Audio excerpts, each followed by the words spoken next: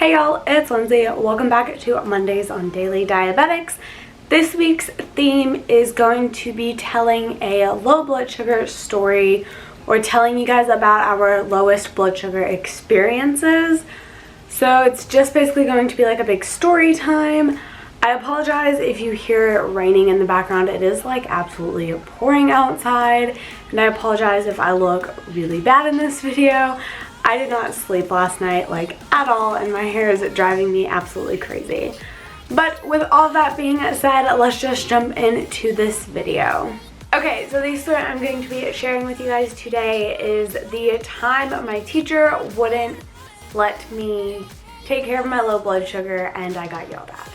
So basically this story takes place in 6th grade.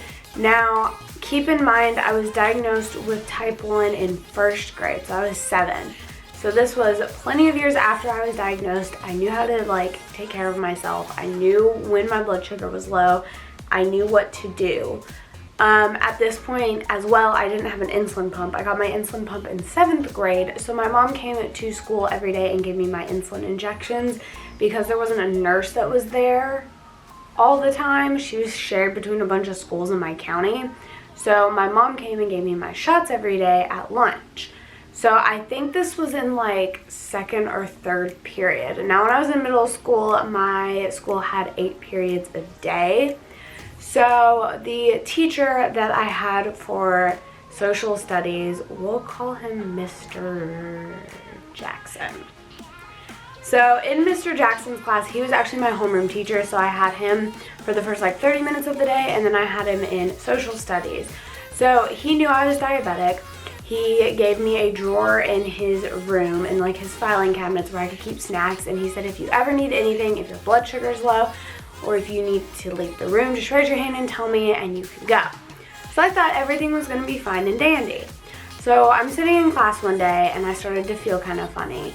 And he was up at the board teaching. Now keep in mind again, I'm in 6th grade. So I'm how old are you in 6th grade? 11, 12, maybe 12, somewhere around there.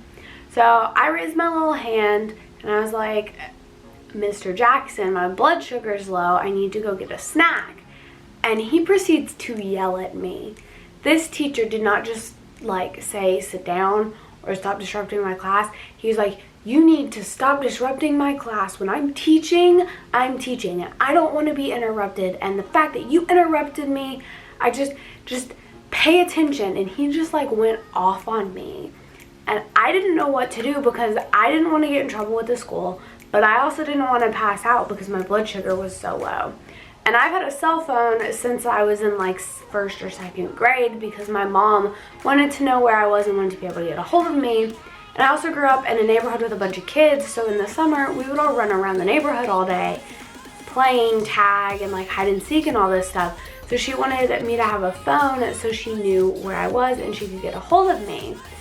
So I raised my hand again and I was like, Mr. Jackson, I need to use the bathroom. And he was like, fine, go.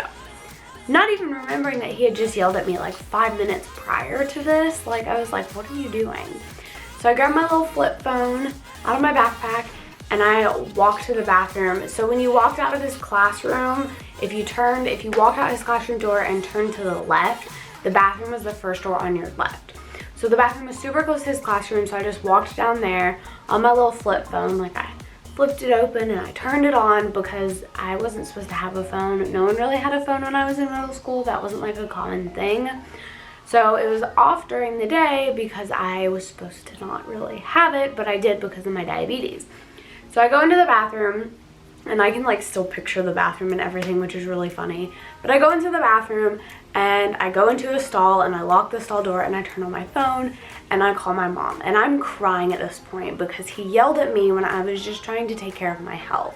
So I call my mom and I'm crying and I'm in the bathroom stall and I'm like, Mom, my blood sugar is low and Mr. Jackson yelled at me for disrupting class and my blood sugar is low and I don't know what to do. My mom went off. She was so mad, and I would be too if I were a mom. That's ridiculous. Your kid's just trying to take care of herself. And there was another diabetic in my class. Like, it wasn't like I was the only diabetic student he had. There was another girl in there with diabetes. So I go into the classroom, and I think I went to my locker and I got a snack and I ate it, and then I went to the classroom. My mom comes up to the school and she goes off. She's like, I need to talk to the principal. I need to talk to Mr. Jackson. This is unacceptable. My daughter's type 1 diabetic. Her blood sugar was low. And Mr. Jackson yelled at her when she raised her hand to tell him her blood sugar was low. And he told her that that was a safe place and that she could tell him when her blood sugar went low. And he has a drawer in his room for snacks for her. And this is unacceptable. The principal didn't really know what to do because my mom was like yelling at her. And they were like, okay, calm down. We're so sorry that happened. We'll have a talk with him. That's unacceptable. We agree with you. Blah, blah, blah, blah, blah. So they called him to the office. And I guess there was like this whole big like talk with my mom and Mr. Jackson and the principal. Long story short, after that day, he never yelled at me again. I don't even remember like what my blood sugar number was. I know it was in the 60s, I think. So like I was like low to the point where like I couldn't really wait any longer, you know? So like that was scary to me too, but that was not the lowest blood sugar I've ever had. That is the craziest, or one of the craziest low blood sugar stories that I have. Thank you guys so much for watching this video. If you enjoyed it, don't forget to give it a like. I'm really sorry my storytime videos are probably horrible. I'm like the worst storyteller in the world. Trust me, I never tell stories because I'm so bad at it. But I thought that this theme was a good idea, and one of you guys actually suggested it, so thank you so much for suggesting it.